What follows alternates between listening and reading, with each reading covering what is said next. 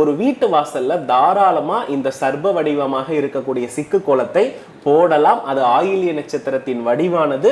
அதில் போடக்கூடிய ஒவ்வொரு சிக்கலும் உங்கள் வாழ்க்கையில் இருக்கக்கூடிய சிக்கலை உறுதியாக நீக்கியே தீரும். ஆகையினால தாராளமாக அது போடலாம். அதுல எந்த மாற்று கருத்தும் இல்லை. அதுக்கு அடுத்தபடியா ஒரு மிக முக்கியமான விஷயம் என்ன அப்படின்னா, நம்ம கும்ப வடிவமான கோலங்கள், நம்ம கும்பம் இருக்கு இல்லையா, கும்பத்தையே நம்ம என்ன பண்ணலாம்னா கோலமாக நம்ம நீங்க சொல்றது கலசம் கலசம் நம்ம பாத்தீங்கன்னா தாராளமா போடலாம். அந்த கலசத்துல அந்த சொம்பு வரைகிறோம் இல்லையா, அதுல மத்தியமத்துல நம்ம என்ன பண்ணணும்னா ஸ்வஸ்திக் வரைஞ்சிடணும். அது போடக்கூடியது ரொம்ப ரொம்ப நல்ல விஷயம். அதற்கு அடுத்தபடியாக நம்ம பார்த்தோம்னா குத்து விளக்கு. இந்த குத்து விளக்கு நம்ம இழைக்கோலமாக போடுறது ரொம்ப ரொம்ப சிறப்பான ஒரு விஷயம். அதனால ஒரு வீட்டோடைய பூஜை அறை குத்து விளக்கு என்பது சூரியன் குரு சேர்க்கைக்கு உரியது.